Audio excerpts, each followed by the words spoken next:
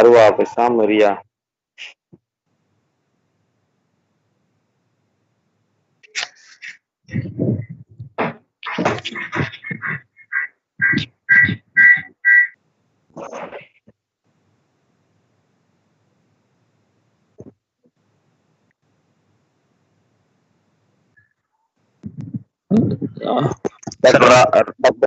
Dr. Rabah sir. Yes. Good morning, sir. Very good morning, sir. Good morning. Thank you, sir. Thanks and gratitude for your wonderful support for our student career, sir. You're welcome. Thank you, sir. Can I start the welcome, sir? Can I start the welcome address? Okay. Yes, sir, please. Thank you. Thank you, sir. அனைவருக்கும் இனிய காலை வணக்கம். First of all, I put forth my sincere thanks to our management of Kalasalingam Group of Institution for accepting wholeheartedly to conduct this 48th International Virtual Learning Series with the blessing of Almighty, our founder Kalvi Vallal Deivathiriti Kalasalingam Ayya, with the support of our chairman Ilaya Vallal Dr. S. Sridharan sir, for the 31st International Virtual Learning Series. They titled on Transdermal Drug Delivery Beyond the State of the Art, in association with the Indian Pharmaceutical Association South Tamil Nadu local branch, head office at Arulmigu Kalasalingam College of Pharmacy. Today we are proud to have an eminent scientist and notorious researcher, distinguished personality, well-known administrator, and honorable our resource person, Dr. Rabah Boukherroub, group leader, associate editor, ACS Applied Materials and Interface Institute, the Microélectronique and the Nanotechnologie, France, to grace this occasion. Let me acquaint you with the sterling quality of this eminent personality, who is a brilliant administrator. It is great honor to have with us for this occasion. Sir, your prestigious presence is a great honor for us and great motivation and inspiration for our entire student community. Sir, we appreciate you for deciding to be with us at the top of your busy schedule, sir. Most welcome, Dr. Rabah, sir. Most welcome. Thank you. Thank you very much. It is gratifying to note that this session covered a wide range of interesting topic relating to the transdermal and drug delivery beyond the state of the art. So I hope this session will be a good platform for our student. Dear students, kindly utilize, grab this opportunity. This is the first and foremost needy for your career. Finally, I welcome all the professors, faculty members, and my dear enthusiastic students for today's session. All the very best, my dear students. Once again, I welcome you all. Thank you. Thank you, Professor. Welcome. Most welcome, Dr. Rabah. Thank you. Thank you so much, Mr. Chairman, for the introduction. I think so. I'm supposed like to make a presentation of 1 hour and leave 30 minutes for discussion. Is that okay? Yes, yes, yes. Okay. Thank you so much. So I can start if everyone's ready. Yeah. Oh, great. Okay, so if you can see the first slide, I think it's mostly about our institute. It's so coming from the Institute of Electronics, Microelectronics, and Nanotechnology. Although my background is in chemistry, but it's you will see shortly indeed how you can really marry chemistry with nano and microelectronics, because at the end, all the technologies we develop, we make use of the platforms for what you call the clean room facilities, for designing real technology for application, either for disease treatment, for drug delivery, for sensing, for different types of applications, mostly related to biomedical, but also for pure chemistry, because also we can use these technologies for so far also for catalysis or photocatalysis or electrocatalysis. So it's really a good opportunity for us to be, we're only the group of chemists in, I would say, a jungle, because it's really a huge institute. It's about 500 people in this institute, and we're only group in chemistry. So most of the people are mostly dedicated to develop devices for electronics, for telecommunications, and so optics as well. So when you see all this, their CNRS, indeed, this institute belongs to the CNRS. For the people who are not familiar with the CNRS is the French National Center for Scientific Research.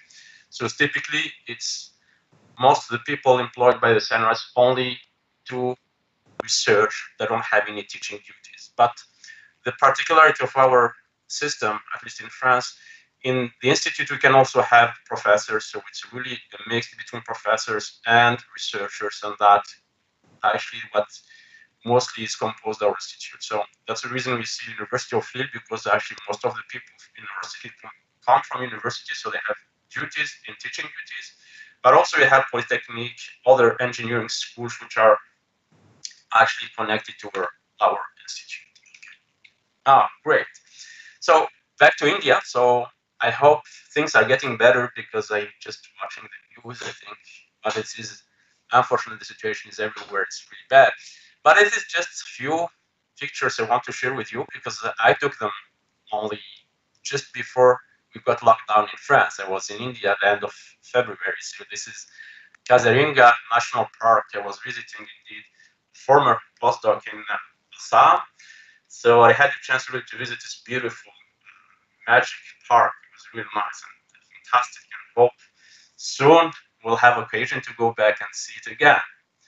So this is our, just from outside, a picture of our institute. As I told you, it's a huge institute. It's about 500 people. And I put here, if you look here, just on the on this picture, you see there are 5 circles. And the reason there are 5 circles, because it's a technology platform, which means it's really a huge investment in this platform. So that's the reason you cannot have them everywhere. So the government organizes that in 5 big platforms in the whole France. So you see the north, you see the east, northeast, north or northwest, and mostly this is the central part, because Paris is really big and huge. But then you're having Grenoble, which is the southeast, and you're having Toulouse, the southwest. The reason why it's done like this, it's open. They're all open for other, indeed, universities and people from academia or industry to come and do their technological work. But because of the investment, because it costs a lot, it's quite expensive to maintain these clean room facilities. So we cannot have that everywhere, every university. So Lille, for the people, of course, if you don't know where it is, it's just north of Paris. It's about an hour by train, high-speed train. From the Charles de Gaulle airport, it's only 50 minutes. But it's really nicely located. Before we call it, it's the central part of Europe, because it's just an hour, not even 35 minutes away from Brussels, 2 hours and a half from Amsterdam, 1 hour and a half from London. But now, unfortunately, this part is not anymore part of Europe. Well, not geographically, but politically speaking. So we lose our central role in this, what it used to be. So in our institute, actually, there are 24 research groups, and all the activities are about materials and nanostructures, micro nanosystems. You see everywhere this micro nano, but also they have telecommunication, acoustics, and a huge department of instrumentation. So there you really have like STM, AFM, vacuum, but several STM, probably about 5 or 6 AFM as well. So there are quite a lot of instrumentation for studying nanostructures, but also macro, and also making devices. This is the group where I'm working, leading as well. It's called Nano Bio Interfaces. You see these nano bio and interfaces, forcingly, because as I told you, we're chemists. We did a lot of material chemistry, so we do make nano structures. We functionalize them to really provide functionality to these materials and also make them selective or sensitive. And then, indeed, we apply these materials for different targets, depending indeed what we're aiming to, our collaborators, our interests, and also the nature of the material. The group got a little bit bigger than it used to be in terms of permanent. We're now 8 permanent staff, including 2 professors and 1 associate professors, 2 senior researchers, and 3 engineers. And we're about 30 to 35 people, including the postdocs and PhD students, mostly PhD students, and 12 nationalities. So it's quite international group. Now I have only 1 visiting Indian, but sometimes I have up to 3. They come. Actually, this is a really nice opportunity in this Raman Sharpak visiting scheme. So that gives fellowships for students, master or PhD students, to come over for 6 months in France. And it's really nice because for the last probably 5-6 years almost, we host about 2 to 3 every year. This year, unfortunately, last year was 3. This year it's only 1. Well, hopefully next year will be much better and much more. One of the, actually, when you look at the permanent stuff, and since January 2009, we have 3 biologists, really pure biologists coming from diabetes, joined the group.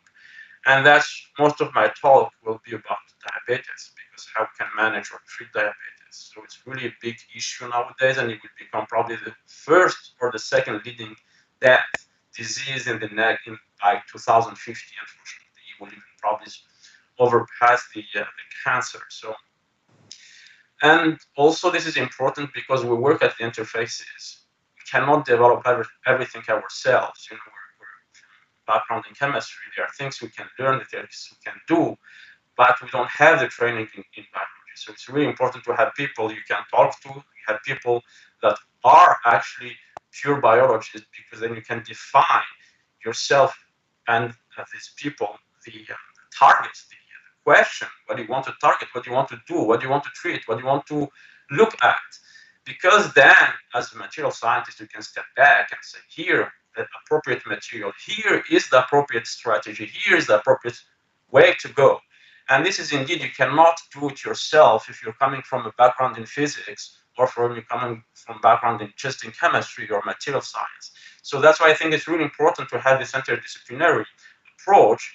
But this also, you only can have it if you have people really around you on a daily basis, because sometimes the language, you talk to people in biology and chemistry is not the same. It's the same. There are always these barriers because we don't have the same language, we don't have the same training. So it's important to talk over and over to reach a level of understanding. And that's the only way really you can define targeted or targets you want and objectives, of course, you want to reach. So these are our, actually, I would say, thematics. So that's exactly what we do in the group. I divided the slide in 2. You see the upper part, it's mostly the bio aspects. So I will give examples on cancer treatment using nanostructured materials combined with photothermal treatment.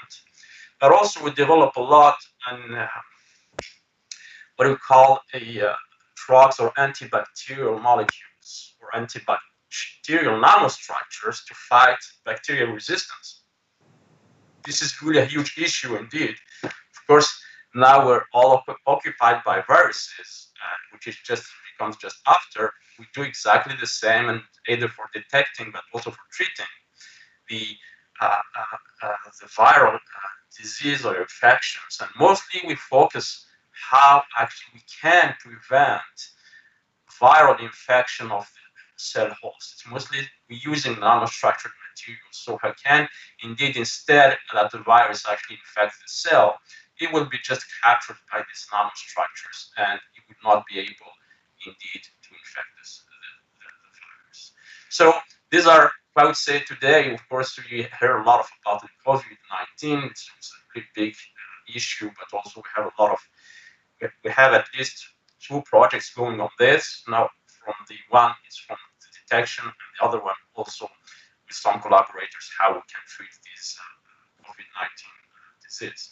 And here, if you look, this is just a planktonic species. It's a copypod. So we develop nanoparticles. We also look how these do impact the livings, particularly in the sea or rivers, because it's really important. You produce things, but also you should be harmed less. So you have to study the impact, and this we can do with different colleagues. But not only that, we also look how we can make these small organisms behave better, and also can treat them in a way. If they have disease, we can also heal them. So the lower part is mostly focused on materials for energy and the environment, because now there's the health, water, and energy are connected. If you don't have good water or good quality water, you get sick, and if you don't have energy to treat it, so it's like a triangle. Those are really dependent and connected. So we cannot really treat them separately. So of course, it's not the same people or the same communities, but definitely they are connected. Water, it's life, health, and energy. So also look at, as I told you, sensing, but also how we can treat. This is just a sponge which is modified in a way we can use it to separate water from oil. But also we use photons from sun. Of course, we don't have sun often like in India. Today it's cloudy outside. How we can use this photon actually for reducing CO2 to added value chemicals or generating hydrogen from water for clean energy and also energy storage. So this slide, and I will go to science, although this is of course the science, but this is really what the topic and the heart of the topic of my presentation today. So in France, I guess like everywhere in the world, we have to apply every year for funding and to raise funding for doing our research, completely independent. It means the money we get from the government, it's only covers our salaries typically. So to pay PhD students or postdocs, or even our research, we have to look for money. And this is just summarizes the different funding schemes we have at the European, national, or international level. And they want also to bring your attention, because I think normally have even up here, if CIPAR is with India, so we have also French-Indian goals every year. So this we had last year in 2019 indeed about CO2 photo reduction. But as you can see, we have with Singapore, we have also with Taiwan, with Germany. So there are different really here also some with Belgium. So we can really apply for different types of funding across the country and outside. So back to transdermal delivery, because I believe most of the students are studying pharmacy. So probably it's not the most common aspect of the delivery. Most people know the intravenous or subcutaneous or oral delivery, but probably to less extent transdermal delivery, because I will tell you why there's some limitation indeed, because probably, I don't know how many exactly, probably less than 20, 50 drugs probably approved by FDA for transdermal delivery, but also there are limitations, but there are challenges, but also a lot of benefits. So if I say transdermal, it means dermal, it means skin. Skin, of course, when you look on average, we have about at least a square meter of skin. So it's a very nice route for delivering drugs. However, unfortunately, skin is also protection. It means it's exactly what separates us from outside. That means it's a protection, it's a barrier. So it means you have to overcome this barrier, you have to provide some energy. So it's good, it's not good for using it. So there are challenges, but if we can really overcome these challenges, it's really a very promising way of doing, because we're covered everywhere by skin. We have about 1.5 on average square meter of skin. So it's really a very good opportunity. And transdermal also gives you and offers really several advantages. Like, indeed, you don't have this lever. That's exactly what you mostly experience with intravenous, particularly talking about nanoformulations. everything almost sometimes like liposomes, 80% end up in the liver. So, and also for some diseases such as diabetes, which I will cover in the next probably 10-15 minutes, you know, you have to inject continuously this insulin. And if you can do that through transdermal delivery, indeed, then you can remove all these painful injections, which are really using needles. It's very painful for the people, and it's on a daily basis and several times a day. So it's really big problems for the patients with diabetes. Sometimes also impact this social being, because you know it's not something you want to do in the front of everyone. So you just have to go somewhere. You have to, you know, isolate yourself to do that. So if we can really provide something, we can use real patches for this transdermal delivery. Drugs which cannot be really used or be done through the oral, that's really, I think, something which is very, very important. And because it's on your skin, so it could be really self-administration, so anyone can do it. That gives them to that also give you another advantage that you cannot do through IV, for example, for instance, or other routes. Okay, so it's cheap as well. So if you look at really the advantages, there are several advantages. But if it will be such an easy way, then of course you will say why people don't use it. Because indeed there are challenges on these techniques. That's exactly what we will cover together. So here, what I'm trying to do, the whole, and I hope you will not lose the track on the presentation, otherwise we will discuss it afterwards. So initially, we had a question. Is it possible, you know, to replace these injections by something which is just simple patch that I can put, well, here it's on my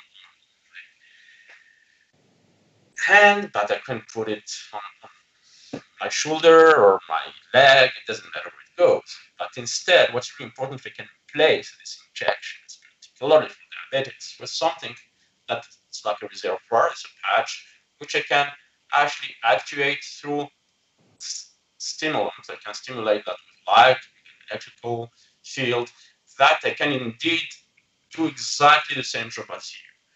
Most importantly, because I told you work in technology and micro nanotechnology, they can have something which is really connected, for example, to my phone, and I can really control through my phone, cell phone. And more importantly, if I can have a device here that can read actually the glucose level underneath in the blood, in the circulation. So that I know exactly at which time I can control that, which time I will act, and how much I can deliver. So I think the concept, it sounds like it's really like, you know, it's like science fiction, but definitely think it's exactly the target. And although I wouldn't say it's a short-term target, but probably it's a medium or a long-term target, but it's really important if we can come up with a device that can monitor the blood glucose level in real time, but at the same time have something where you can act and indeed correct that. Okay, so this is the target, but it will see before you can reach this target, there are so many steps, but it's exactly what research is and how we do research. You build bricks one by one, and each time you learn something, then you can go a little bit further until you can reach, or probably never reach, your target, but somebody else can do, can reach. So patches, I think most of you know patch. Patch is something indeed, and the most famous patch, and probably one of the first commercially available patches, is the Transdermal nicotine patch. So, guys, if you smoke, which I would not recommend, but if you started already, it's probably too late. If you want to stop smoking, what do? You go to the pharmacy and you just ask what for this, what you call nicotine patch. He gives you a nicotine patch. What is a nicotine patch? It's just this small, you know, it's like it's a polymer here. It's a patch that is actually loaded with this nicotine. Nicotine is a very small lipophilic molecule. That's exactly what you have in the smoke or in the cigarette. And the molecular weight is below 500 Dalton. So put that against your skin here, and this molecule actually will diffuse slowly through your skin. And it diffuses, and then you get your, you know, it's exactly what you smoke. You get the amount of nicotine in your blood, which is sufficient. Then you feel happy. So, but in this way, what you can do over time, you just reduce the amount of your nicotine. You use it slowly, slowly, slowly until you don't have any more need on, so you're not any more dependent on the nicotine. And that's how you quit or you stop smoking. This is indeed theory. It's from theory, it's easy, but indeed it really matters a lot on your whether you're willing to stop or not. You have to exercise as well. There are so many things you have to do because it's easy to go back and smoke. But this works if you apply it and if you can really have a good way. Okay. However, you can say, why we don't use this for other drugs? Why don't just put any drug? You can take orally because the problem of oral delivery is indeed everything ends up in your GI, which is decomposed through the enzymes or acidic in your intestine.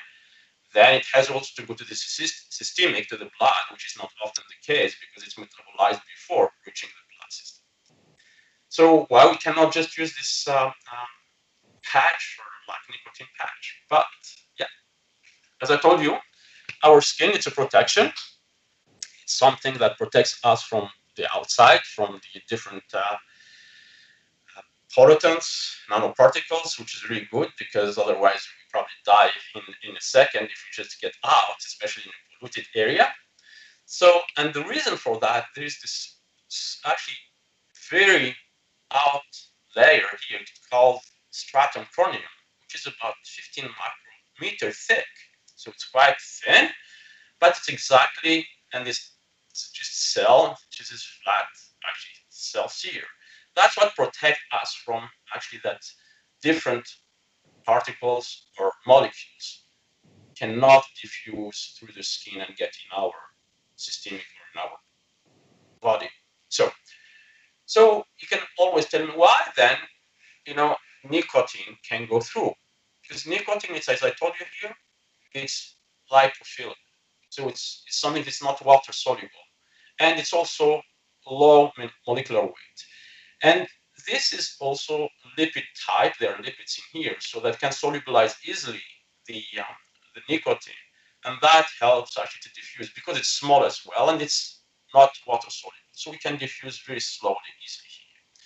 So, but as soon as you take any other molecule which is higher than 500 and it's not actually, it's not lipophilic, then this doesn't work.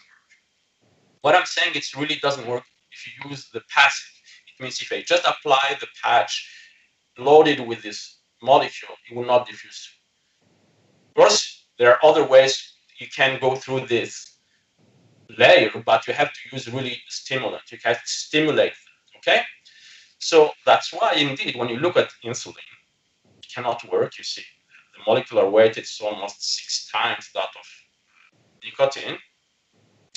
And also insulin, it's something which is water soluble. So it's impossible to get insulin through passive diffusion through this stratum. So what people actually, for years and years, there are even some devices you can buy nowadays to improve actually or deliver, if you want, drugs through the skin. And there, you see in each actually of these devices, you have to use either electrical current. So what you do when you apply an electrical current, you generate a holes or pores within the stratum corneum. And those pores, of course, they open up, but they don't last. But they last enough that the drug can actually diffuse through. The same if you apply ultrasound or you apply a high voltage. This is what you call a puncture type skin. So these devices exist and they're actually FDA approved, so we can use them really to release or deliver drugs through the skin. Another way of doing it's also the laser, using a laser treatment. That's why it's also called a thermal ablation. And here you generate again the same way microchannels within the stratum corneum, and then of course these microchannels the drug can diffuse through. However, most of the actually these techniques, there's also what you call chemical enhancers. That's mostly using, you add like alcohols, as I told you, it's these hydrophobic alcohols mostly. Then you can enhance the diffusion of the drug through the stratum corneum.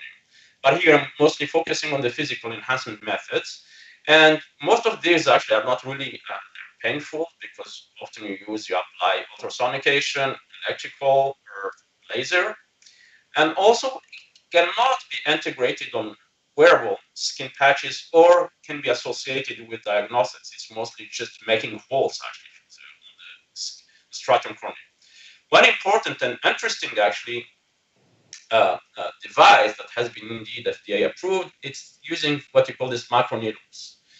Microneedles, as you can see, the name, it's really needles, very at the micron scale, it's a few tenths of microns.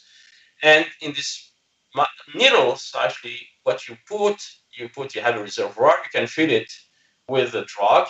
And this, because the height of this needle, it's higher, actually it's more important than the stratum corneum layer, this can physically actually punch through and go through the stratum corneum and can deliver indeed drugs.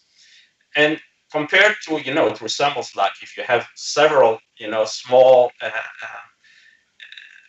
needles, but they're not painful as, the syringe needle, which is much bigger. So this really is painless, and actually it's one of really interesting systems. However, you will see on these microneedles also you don't have control. You cannot control the amount of the drugs. As soon as you put them in contact with your skin, the whole drug will be released, and so you don't have a control in the amount. And for a lot of disease, and or most of the disease actually, you have to control the amount of the drug you want to release. So this is really, I think, sorry because I missed the reference. It's not our work, but it's here it is. I'm sorry. It's published just in 2015. Is to use polymer macroneedles. The advantage of these polymers, because, well, they're safe, biocompatible, but again, in contact with the skin, these polymer needles actually dissolve. And when they dissolve, the big problem, you have a burst. You release in one go the whole load of the drugs. Also, then you have to make new needles. It means you cannot reuse them. Okay, I mean, the polymer is cheap, but the problem is not the price. It's not it's mostly related to the control. You don't have a control on the drug release. So this, I think, it's really the most important aspect of this transdermal drug delivery. And there are products actually nowadays FDA approved on the drug delivery using microneedles. Okay. Also for insulin, it does work, and you can reach really good results. So, however, all the techniques, whether using applied voltage, current, sonication, macroneedles, I think the big problem is indeed you cannot what you call reach this continuous and on-demand delivery. It means not thinking control.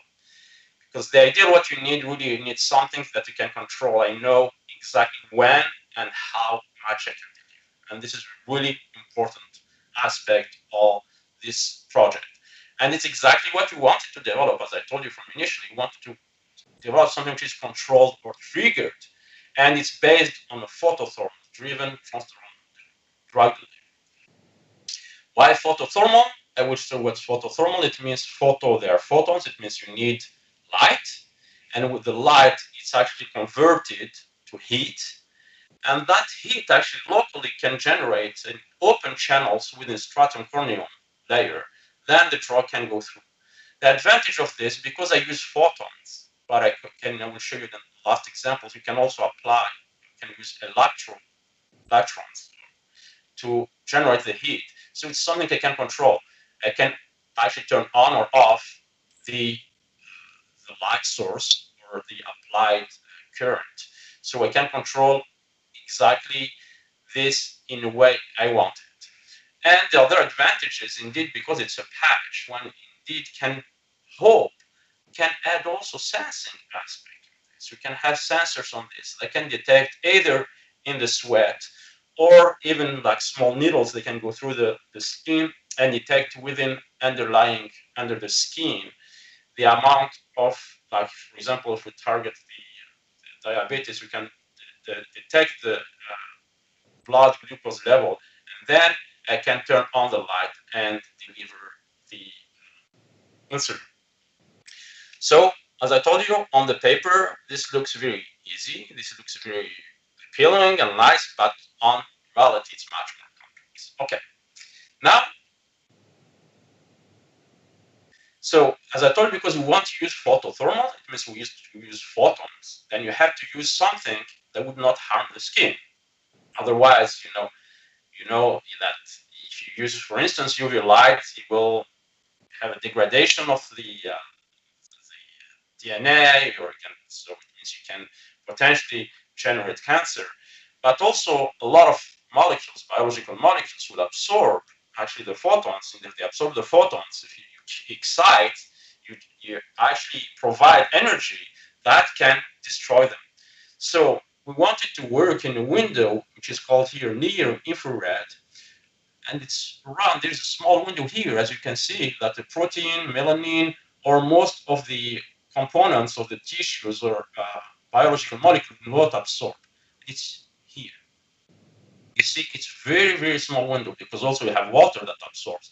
So you want that the light is only absorbed by your patch, not by your skin or any other biomolecule. So there is a small window here around 1 micron here, that is what you call near infrared. And for that, it means you need also specific materials. So you have to develop specific materials that actually can absorb the light in this near infrared. It's here around 1 microns. That means the light is only specifically absorbed by the material and that generate heat, and that heat open up the pores within the stratum corneum. What does that mean? It means that the photons are not absorbed by any components of your skin. It means you will not harm your skin. So you see, there's a challenge how I can actually find a material that absorbs light and gives heat, and that would not actually harm or damage my skin, and also would not also this heating when the patch, when it absorbs the light and gives heat, it will not also damage the insulin, for instance, because if I damage the insulin, even I deliver it, it's already decomposed or degraded, then it's not useless. Okay. And when you look the literature, the most known based photothermal material, it's the gold-based material. Okay. I will not probably spend too much time on it, but I would just tell you the principle how it works. So you take gold nanostructures, it only works on nanostructures, not, you will see. And if actually I provide enough energy to these nanoparticles through a laser or sunlight or lamp, then you generate what you excite the electrons, and you generate this actually electron gas. Then there are different pathways. Either you can generate what you call hot electrons, and this is actually used a lot of generating reactive oxygen species or use electrocatalysis. But the important aspect is if you have this, what you call the electron phonon coupling, this actually generates heat, and this heat is dissipated around this nanoparticle. Very important. You can reach very high temperature in this gold nanostructure. You can even melt it. So it means you can melt, the melting point of gold is 980 degrees C. Importantly, because you can say, well, so you cannot use it, I mean, if you can heat that much, but it's only actually confined inside the nanoparticle. It means as soon as you get just even a few tens of nanometers away from this nanoparticle, then you can still have really only a few tenths of degrees. It's below 100. And if you get probably one, not even 1 micron away, it's not even 30, because you have a really, very heat and very fast heat dissipation. So this is really important. And when you look from the biological or biomedical aspect, you know, it's very important, this phenomenon because I can control really the temperature I can generate depending on the laser or the light input. So it depends on the density I put. So I can reach about 40, where mostly it's you don't really destroy any biological molecule, but I can also go like up to 48 degrees C here, and in this I can have unfolding aggregation of protein. But you can see it's hyperthermia. You can also have irreversible damage if you expose it for longer times, over 60 minutes. But I can go even to between 50 or 48 and 60, and here of course you completely denaturate protein, but also you can damage DNA, and you can even kill cells, bacteria, or any human type cells. So what I want to try to say here, it's really an important technique, so you can control the temperature, and through controlling the temperature, control also the biological phenomena that can occur actually in the cell or at the cell membrane. So it's really important. And as I told you, because depending on the shape of this particle, I can make something, as I told you, because if you remember, I told you I want to work here around 1 micron, so about 980 or about 800 nanometers, okay?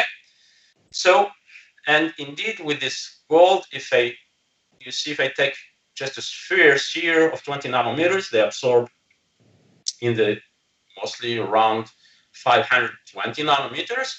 But if I make, for instance, rods, you see, I can have here a very nice absorption band around 800, which I can shift depending on the length of the rods, okay?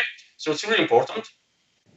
Gold nanoparticles they can actually harvest photons and convert that to heat, but also I can make nanostructures with appropriate shape and size that I can actually use photons within the near infrared, which I don't harm the skin, okay? And chemists in this respect, of course, they can really make almost everything they want, because they can make different shapes. You see rods, you see cages for shells, you can have assemblies of dendrites, you see also this like a ring, and indeed they can control really for each structure here, they can control the absorption. So we can tune really the absorption from the visible to the near infrared. So just basically by changing the shape and the aspect ratio. The aspect ratio is the ratio between the diameter and the length of your nanostructure. Another interesting material is graphene. I guess you know graphene, you heard about it, because it's very, especially in Europe, there's a big investment of graphene of 10 billion euros, I think, now it's probably ending soon, but for the last 10 years, sorry. Graphene is really, because it has a high surface area, but also it can convert very efficiently photons to heat, and also because of high surface area, it can absorb a lot of molecules, so it can load a big amount of drugs. And you can see also graphene, if you make it, it absorbs everywhere from the UV to the infrared. So it's really, you can use the light from any source, from the visible to the near infrared. I guess there's no point I spend too much on this, because I think it's better that I go to drug delivery. This is just the way you make graphene. It's just mostly we focus on this chemical. If people want to discuss it later, of course, we would be happy to discuss it. Otherwise, you just have to know that you can make it from graphite through chemical oxidation and reduction. But also, actually, you can buy it. I'm sure also you can buy it in India. This is Spain, UK, but in China, mostly every country almost you can buy now what you call graphene. So there, of course, you have graphene oxide. can be dispersed in water, but if you reduce it, it resembles more graphene, then it becomes mostly dispersible in organic solvent for processing. So to different materials, to different properties, but I will show you an example later on how these two materials actually differ. And mostly this is more important than this. Although this is hydrophilic, this is hydrophobic, but this generates more heat than this. I will show an example later. I still have another 15, 20 minutes. Yeah. So probably I will go shortly on this. So I told you, because gold nano rods can generate, actually, you see they absorb in the near infrared, so they can generate, if you expose them to the laser or to any light source within the near infrared, they can generate here, they can absorb and generate heat. So what we did to increase even that, we coated the gold nanorods with graphene. So we can have two effects. You can combine the effect of graphene, as I told you, it's two materials, the rods and the graphene. And we did this, and very nicely. So what you can do here, then we add this TAT protein, because this actually targets cancer cells. And we do appropriate modification with this PEG, because then we can have a blood circulation which is much longer than without the PEG modification. And what we did then, we looked indeed if we can really kill cancer cell. As I told you, because the gold rods absorbs here in infrared, okay? But also they can generate heat. You see now if I put the gold nanorods here alone, or the graphene alone, you see you can reach about less than 50 degrees C after 10 minutes of radiation with a laser at 808. However, if I combine the gold rods with the RGO PEG, we can reach 60 degrees. I almost gain about 10 degrees C just by combining the two, which means I can use lower, actually, you see I can use lower power density from the laser. Interestingly, well, you see I can kill cancer cells, but it's even more important when I put this TAT, because the TAT actually will target specifically the cancer cell, okay? Then we did that. We just IV injected these gold nanorods with PEG on the mice with a tumor, and you can see after irradiation only for 10 minutes at 0.7 watts per centimeter, I actually can completely suppress this tumor. So you see here, we combine gold nanorods and graphene, and we can use that just for photothermal treatment of cancer. But here again, I'm far from transdermal, so I will go for my transdermal. Now I can even make, because if I need a transdermal, then I need something which is flexible. So I cannot anymore use this gold nanorods alone or free. I have in a way to design a patch which can be easily put around my skin, so it can be deformable, it can mechanically really flexible, otherwise it would not work. And for that we use again technology. I will explain, if you want, very briefly this technology later if you want. We generate what you call nanoholes here on a capstone. A capstone is just a polymer. And these nanoholes, if you look at them here, I can control now the absorption of these nanoholes through the size and the separation, the distance between two nanoholes. And doing that, of course, in physics, you can predict exactly where the absorption, you see, I can have really absorption where I want it. And as I told you, I want to work in this here around 1 micron. Here, it is 980, so I can really design a structure in a way I have the absorption. If I want to put it in the visible, I can do that as well. I can play on the size and the separation between these two. So technology and physics allows you in a predictable way to make really a flexible device that can absorb the light from 900 or in the visible and turn that to heat, okay? You see that can make a patch because it's a polymer. And to improve actually the photothermal, I can even add graphene on top of it. So I can make a patch, which is called, it's a flexible one. We call it photothermal heater because it's a polymer with gold and graphene. And now if I expose this to light, I can generate heat. And you will see it can really heat up to 75 degrees C very nicely. It's really heating very nicely, so we can reach 75. Of course, I don't need 75 because mostly I will work here around 50 because I don't want to damage my skin. And you see, it's flexible. It means if I bend it, I can still apply the light. You still generate the heat. It means it depends. It's independent on the shape. So it means if I put it around my for instance, finger or hand or whatever, even it's in a curved shape or banded shape, I still can generate exactly the same amount of energy of heat. Okay, this I would skip this. Yeah, then I go now. So now we made this. What we did, then now we, before I go to insulin, as I told you, it's quite complex. It can be easily denaturated. So we wanted to try whether, and that's what you see, it's works published in 2017, which means it started probably a year and a half before. So we said, okay, you remember this, I guess, or I put it back. Nicotine, it's a small molecule, below 500 Dalton. It's lipophilic.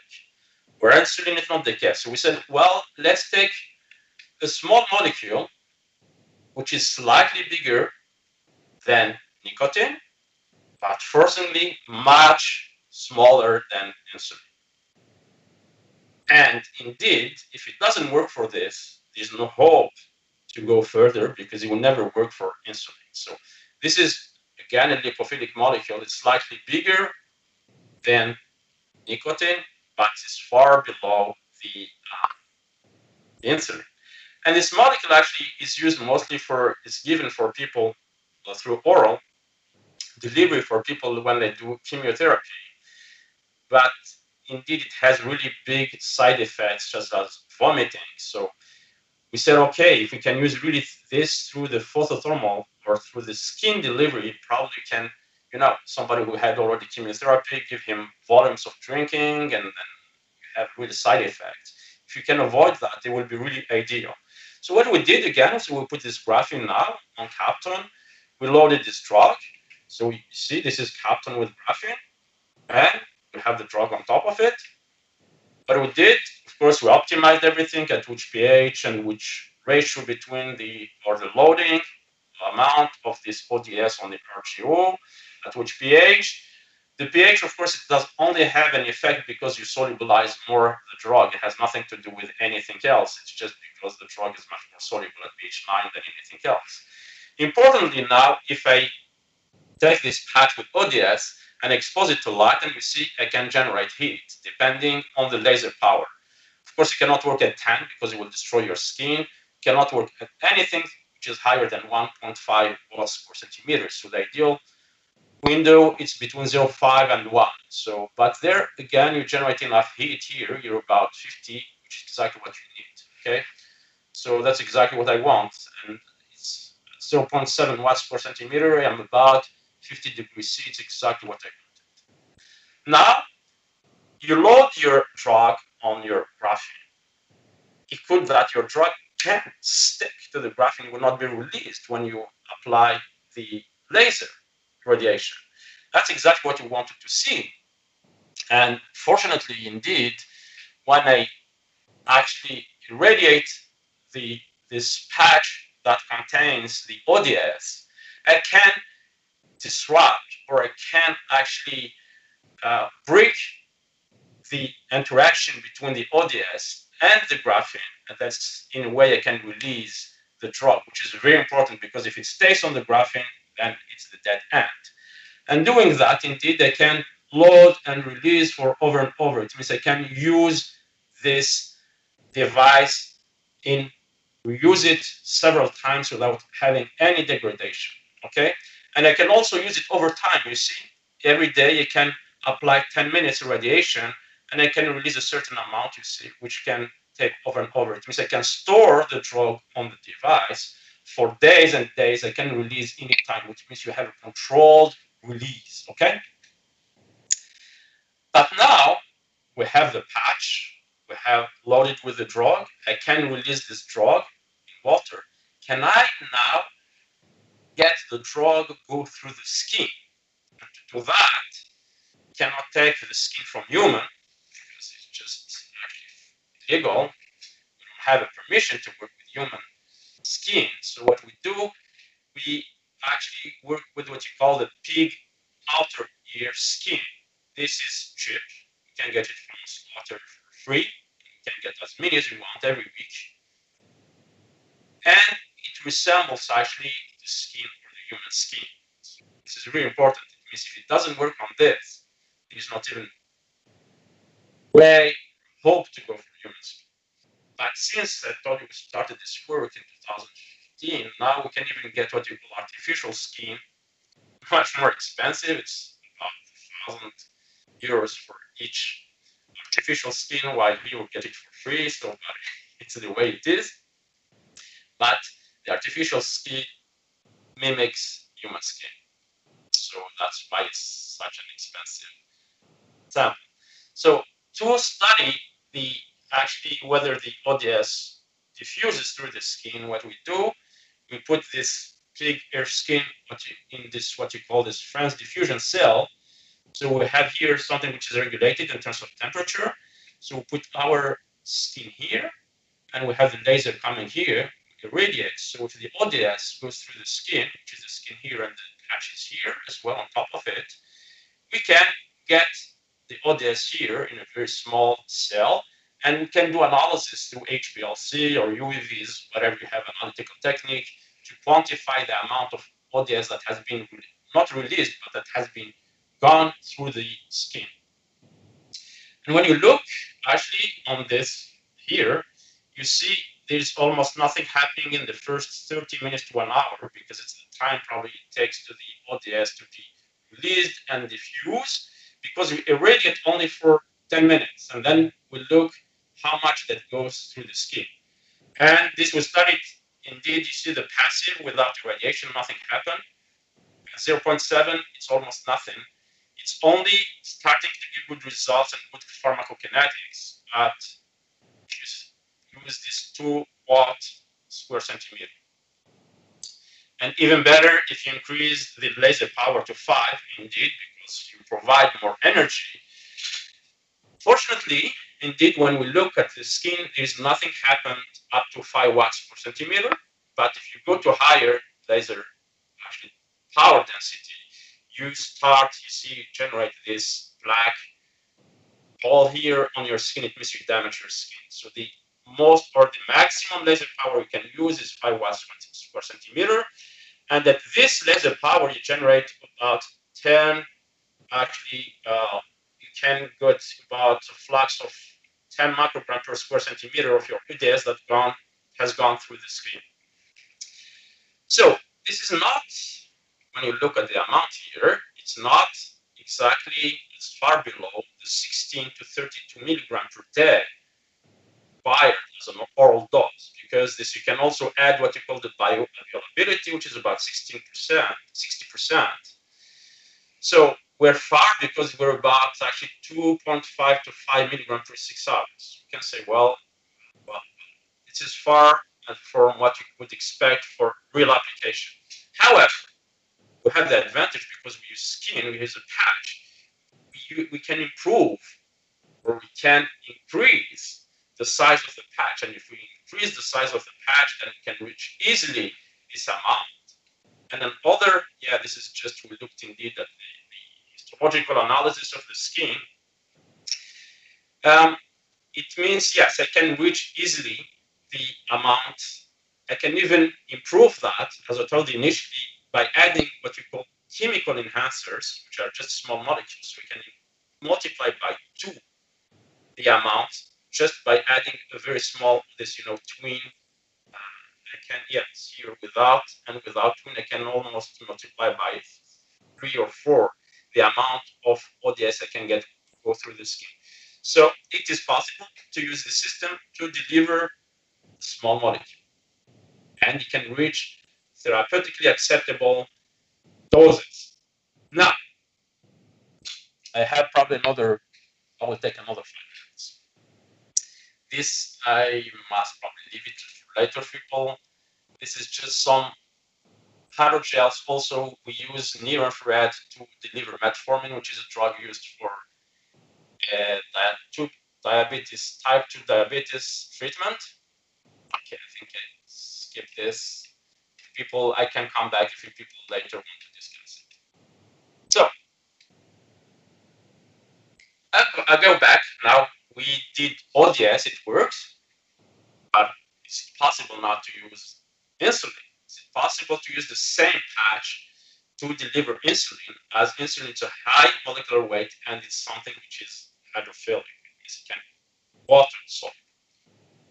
And for that, what we did, we made what you call a hydrogel made out of a polymer and graphene. The reason why you have hydrogel, it means you need something that has high uptake, water uptake, because you actually do proteins, you don't want to have them denaturated, so you want something that is highly hydrated.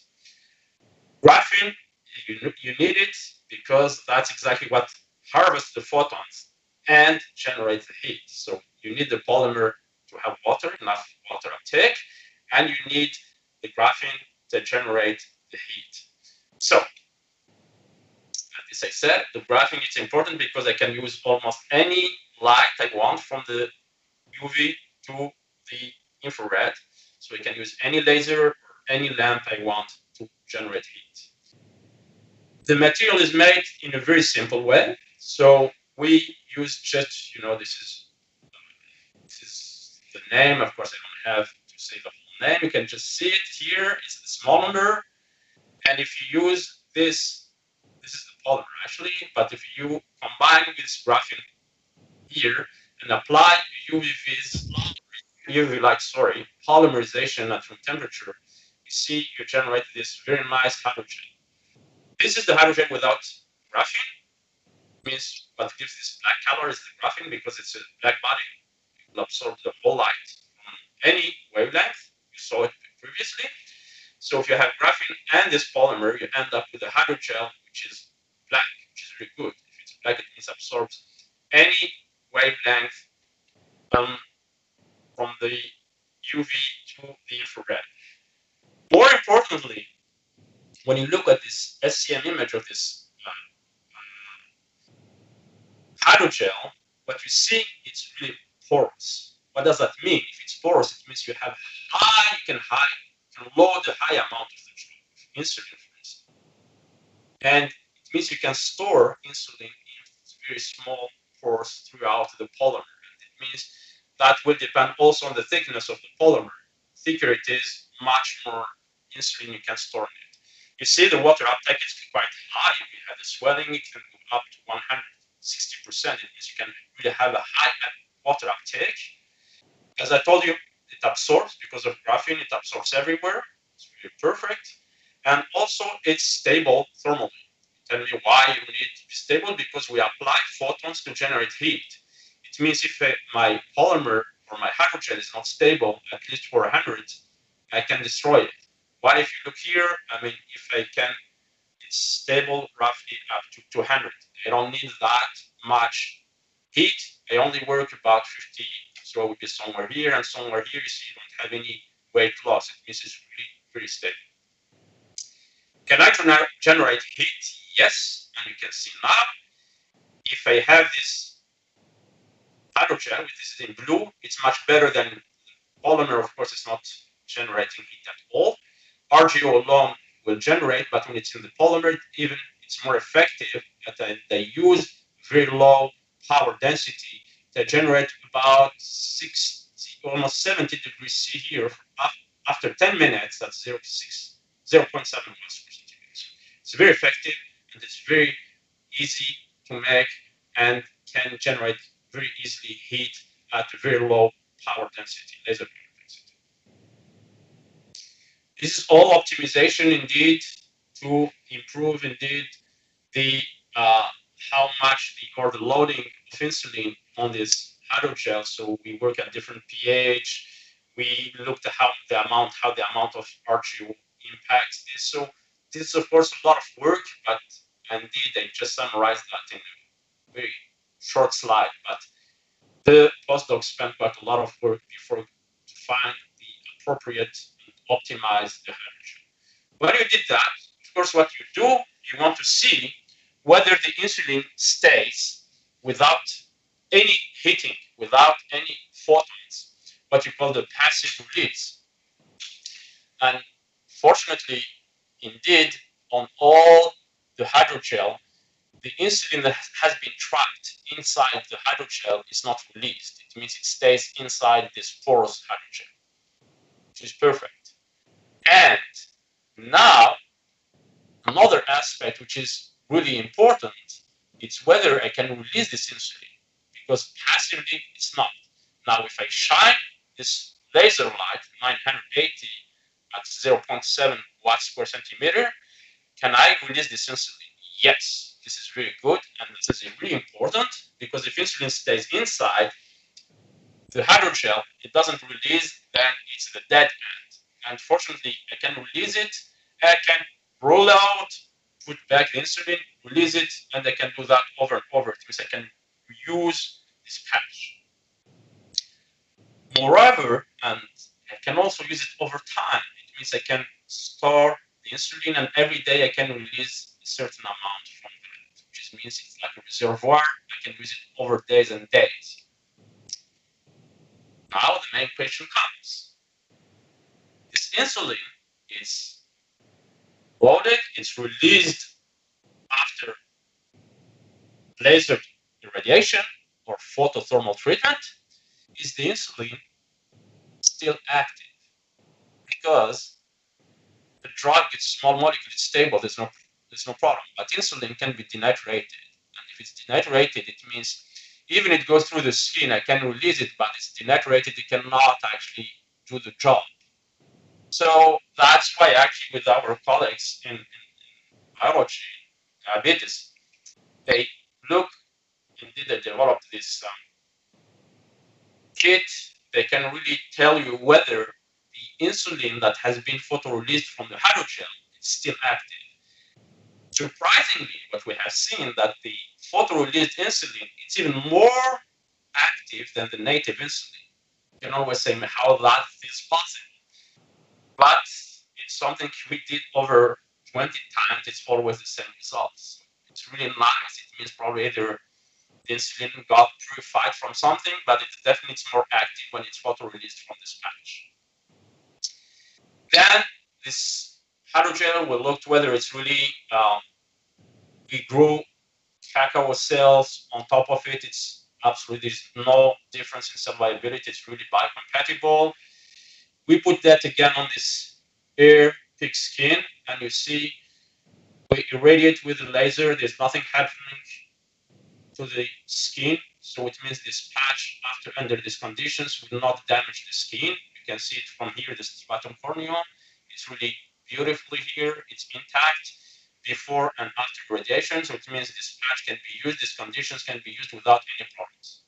Again, we took back, we see now with the insulin, we put the patch on top of it, the patch with the insulin, and if you see if it can go through this, diffuse through this skin.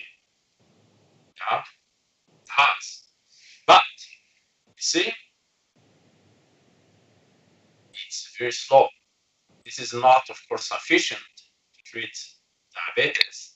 We're happy at the time, that's 3 years ago, works, so we can publish a very good paper, but indeed, it's quite small for really reaching any hope for diabetes treatment. You can say, well, in French, you say this half glass, half full or half empty.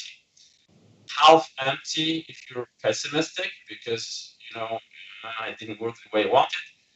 Half full if you're optimistic, because it worked. It means there's hope to improve it. And so what we did, I will show an example indeed later how we can improve that. We wanted to understand exactly if this insulin diffuses, how it does diffuse through the skin. So what we do, we just make this insulin fluorescent, and we can follow that through the skin. You can see that the skin indeed, that the insulin diffuses very nicely. You have the fluorescence that goes through the whole actually skin layers. It really works very nicely. Since then, we moved to something else. Because now, as I told you, we're in electronics, or in the department of Institute of Microelectronics. We can really go to more sophisticated devices. We can control just with the telephone, cell phone. So it's to use electrothermal. It means now this time, instead of applying photons, I can apply an electrical field. And we make the device. Indeed, you see on the top layer, it's the same. It's this golden nanoholes. I can deposit graphene or not. It's gold nanoholes. On the back, I have all this device, electronic device. We can adjust, actually control easily with the phone or with, for instance, small battery. And then I can have a really nice portable device. And I can heat the same way. You see, I can have very nicely just by applying an electrical field here. And now I can really, really improve not only the transdermal delivery, but I can reach exactly the same as if I treat, this is the blood glucose level in mice.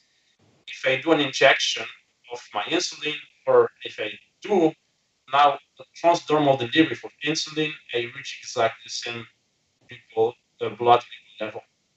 It means I can really control the glucose level through transdermal, and this works only by 10 minutes electrothermal rotation. So I told you, now I would see more the glass half full.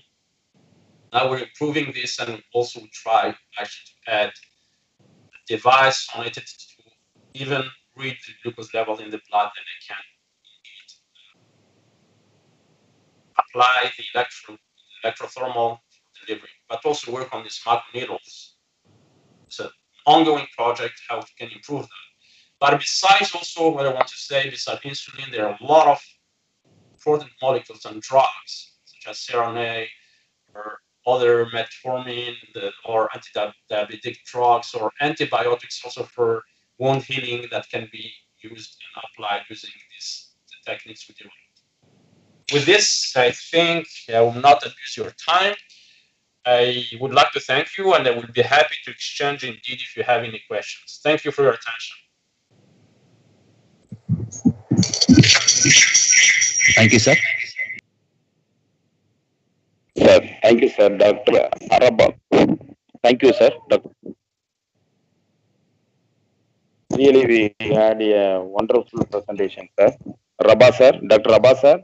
Really, we had a wonderful presentation, sir. Any questions? Any questions? Thank you, sir. So there is a question in the chat box.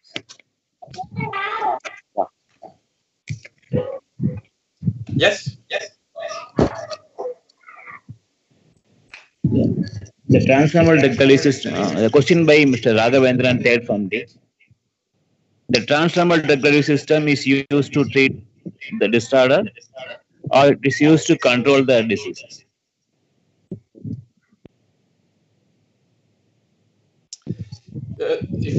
No, I think the transdermal delivery is mostly for treatment, because the idea indeed is to deliver drugs to treat a disease. And here I took the example of a insulin is to manage diabetes, instead of having these needles, injections.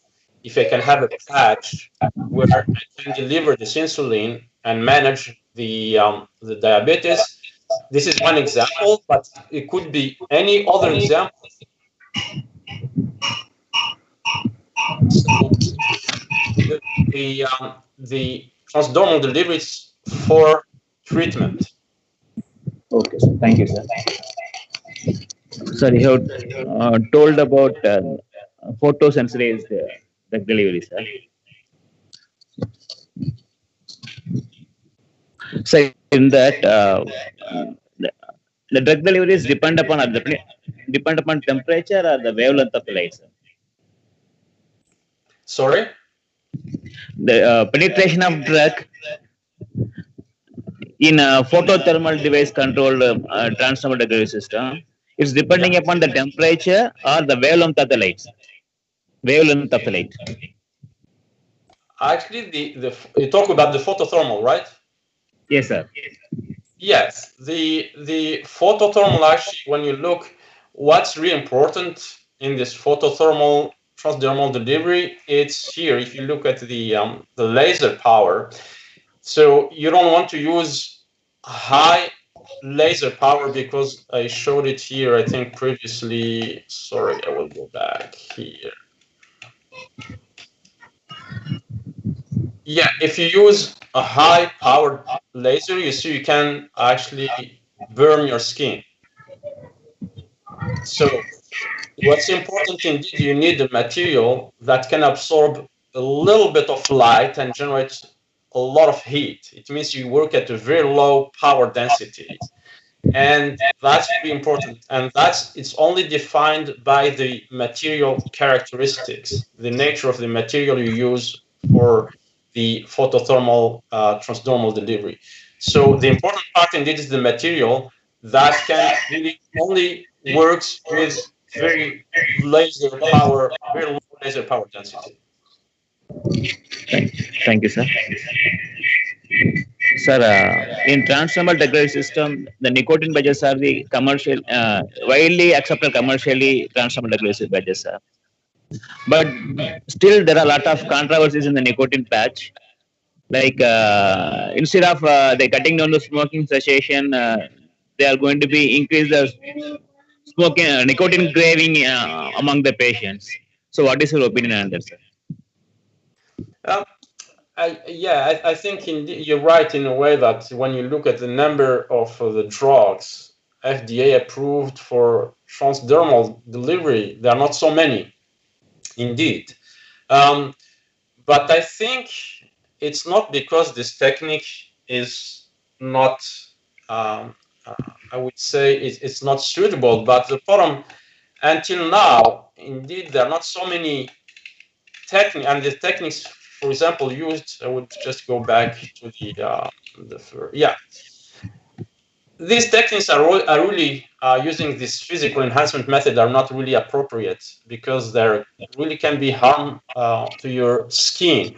However, if you look at the recent examples on the microneedles, there are quite a lot of actually systems approved for microneedles delivery. And this is really becoming more and more, so there are more and more FDA-approved systems for transdermal drug delivery using microneedles. But I think indeed for a long time, the most efficient and easy way, if it's possible, is the oral delivery because it's easy. You don't need anything. Somebody gives you a tablet, you just wallet, it's much easier than anything else. But when you look for a lot of drugs, I think more and more, in the next probably 5, 10 years, there will be more and more drugs for coming on the market using the transdermal delivery. Thank you, sir. There is a question from Dr. Soumya. Discuss issues in large-scale production of this microneedle-based transdermal. Yeah. On the microneedles, I think, as I said, they're quite. There's actually FDA approved, so they're actually microneedles you can buy on the market, basically on polymer or on different materials. The only problem I think with these microneedles, particularly if I look here, especially for those of using the polymer, for instance, you don't control the amount. So you load your drug here, and when this needle goes through the stratum corneum, the whole drug is released in once. It means you have a burst. While it's not really something you want. You want, if I have, for example, to release a given amount, I have to control that. I can say, well, every hour I want to deliver 1 microgram, for instance, or 2 micrograms or 1 milligram of the drug. So this still actually missing for this type of systems. It means here what I can do, it's something I know, for example, every day I can take a given amount of a drug, then it's okay because I can apply my patch once a day, it's okay. But if you want to have something which is controlled over time, it means over days, then you need something where you can really have hand on it, you can have a way you can control that. And that's exactly what we're proposing. We want to use something that using light or electricity, I can control the drug release and the drug I want to deliver over time. Just because if I turn the lights on, there is delivery. If I turn it off, there's nothing happen. While here, it's almost a passive because all what these microneedles do, they go through the stratum corneum. It means you just actually overcome the barrier that stops the passive delivery. But then it becomes like a passive when it goes through the stratum corneum. So what's missing indeed in this type of microneedles is how we can control the release over time, not only once, but if I have this patch on my skin, how can I control it over days and days without having each time to put a new patch? Thank you, sir. So there is a question from Mr. Arjun Kumar. So can we target liver by using transdermal delivery system? Can you target liver? Yeah. What you can target is the No, advantage. it's a question, sir. Yeah, the advantage of transdermal delivery here. Yeah.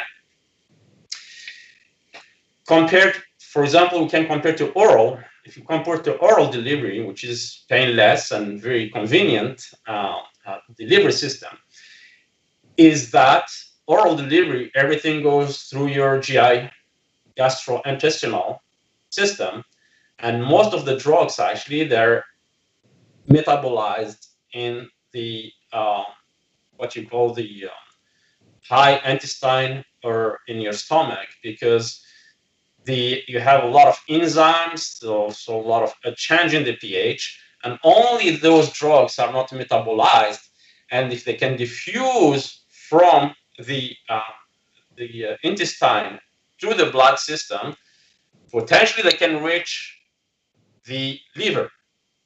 So here, the advantage you have with the transdermal, of course, you don't have to go through the GI, so you don't have the problem of the degradation, and particularly for the drugs that are actually sensitive to enzyme or to pH. Also, the other advantage, you're not limited by the nature of the drug. It's hydrophobic or hydrophilic. If you can make it go through the skin, then that's not a problem. However, there's nothing that they would guarantee that your drug will reach the liver, because when it gets to the blood circulation, then you don't have a control over it. So it's the same as an oral. You have more advantages with this transdermal, but when it reaches the blood system, the systemic, you don't have a control. I cannot tell you, yes, it will go to the liver. This it has only been demonstrated. Otherwise, they will tell you something probably which is not correct. So yes, you have advantages over oral. Then whether it will go to the liver and reach the liver, this I don't have an answer at this time until we do the experiment. Thank you, sir. Thank you. Sir, you have discussed about the insulin-based transdermal delivery system, sir. Yeah. Since insulin is a protein, it will easily denatured in the higher temperatures, sir. So around 30 to 40 degrees centigrade itself, it will become denatured. So how long it can be used in the thermal assisted or electric assisted transdermal delivery system, sir? Because there may be a chance of denaturation. Yeah. So the insulin indeed can be used. There's no problem up to 40, because it's exactly when you do the experiment, you're at the body temperature at 37, about 37 to 40. There's no problem. What we have found is, I showed this, when the insulin is loaded on the patch and we release the insulin through photothermal. You can see it here. The activity is much higher than the native insulin. So we don't at all damage the activity of insulin. In contrast, we even improve its activity. So it seems that this photothermal, when the insulin is loaded on this patch, on this polymer hydrogel, it seems its activity is improved. Why? Cannot explain it, unfortunately. I don't know, but this is really have a positive effect using this photothermal release. Okay, sir. Sir, normally the transdermal drug system mostly used for the delivery of low dose drugs. Generally, it may be a potent in nature. Sir, in the case, if there is any chance of dose dumping to the individual physiological variation like skin hydration or excessive external temperature, like India, like countries having room temperature around 45 to 50 degrees in summer. So, if there is a possibility of any dose dumping, sir, in transdermal degree system. So the question is about the temperature, no? Temperature as well as the potent drugs, sir. So we are going to use transdermal patches for potent drugs. So there may be a possibility of dose dumping due to the elevated temperatures. Yes, you're right, because we actually, I will show here. You see, if I use this insulin hydrogel, I just apply it on the skin without heat, without photothermal, nothing happens. I can leave it for days and days. There is no insulin that can go through the skin. So yes, we need the thermal, we need to improve the temperature, because the temperature, what the temperature will do, will open pores on the stratum corneum. Probably have it here somewhere, hopefully. Yeah. So it's happening when you apply the patch with the photothermal here, you open up pores here. And these pores actually allow insulin to be or to go through and reach the blood system, or the blood circulation. So yes, you need the thermal. You see, if I adjust here on this left side, if I don't apply heat or the photothermal, there's nothing happening. You see, the insulin is only absorbed on the skin. It's not going through. So you need the thermal, you need the photothermal stimulation, that you open up pores in the skin that can actually allow the drug to diffuse through the skin. Thank you, sir. So, can you able to tell where the transdermal delivery lost its edge against the conventional dosage form? Sorry, why the transdermal delivery? Sorry. Because if you see a lot of commercial products, they are mostly unconventional in nature. Even though transdermal drug delivery having a lot of advantages, but we are not seeing a lot of commercial products in transdermal patches. So, what will be the reason behind this, sir? Oh yes, as I told you, I think because up to now it's most of the most of this transdermal delivery system are based on physical, which are not really very convenient. I think they're mostly, when you look, it's these guys, it's this ionophoresis, sonophoresis, velocity-based devices. In all the systems are really somehow they really not very, they can damage the skin. So this is really not very nice. So this is one problem. The other problem also, it's the same for the thermal ablation here using a laser. This is one big issue. And the other big issue is also you don't control the amount of the drug you can release through. So if you say, okay, it's only something you need one treatment or a few treatments, it's only want to release a given amount of the drug. It doesn't matter if I have a bit more, a bit less, or I do it only one. I can put a lot of drugs because I don't have a side effect. That's okay. But if you want to manage something which is really, you want to days, then this technology indeed is not as effective as an oral. It's not as simple as oral because you still have to make a patch, you still have to apply this patch, and it's not that easy, especially if you know that this technique is not like an oral. Oral is so simple, or you just swallow in a glass of water. It's easy. So I think yes, indeed. I think this transdermal delivery will actually be more effective the day we can demonstrate the benefits such as bioavailability, pharmacokinetics, improve the bioavailability of the drug, but also you have very good control on the amount of the drug you can use and deliver. So that's the reason you don't see much, because indeed, whenever you can do something through oral delivery, there's no reason to go for another way or another technique, unless you demonstrate the benefits of this technique compared to the oral. Thank you, sir. Thank you. Thank you, Rabah Boukherroub. Yeah. Thank you. I hope this initial model into learning of transdermal drug delivery. So, on behalf of our management of AKCP, Arulumigu Kalasalingam College of Pharmacy, hereby I express my wholehearted thanks to you and your managed institution for giving such a informative, elaborated, and wonderful presentation about the trans, transdermal drug delivery. So, some seeds of intelligence in our students. Thank you so much, sir. Thank you, Dr. Rabah, sir. Thank you, sir.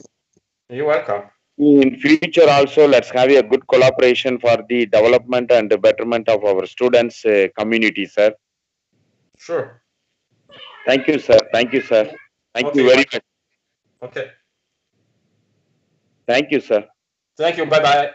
In future, sir, Rabah, Yes. sir, Dr. Rabah, sir, in future, whenever would like to plan to India, sir, let me know, sir.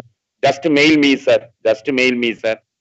I will do that anyways whenever the sanitary situation is getting much better. We will invite our institution, sir.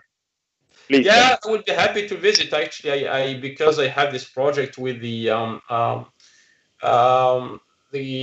I think Dehradun, it's the IIP, Indian Institute of Petroleum. I have a project running for the next 3 years. So certainly I was there this year, but certainly I will come hopefully sometime next year if everything is fine. I would be happy to visit indeed your institute. Yeah. Yes, sir. Yes, sir. Yes, sir. Thank you, sir. Please let me know, sir. Please let me know, sir. I will, for sure. Thank you. Take care, sir. Take care of your family. Take care of you, sir. You too. Thank you. Thank you. Bye, sir. Bye, sir. Okay. Bye-bye.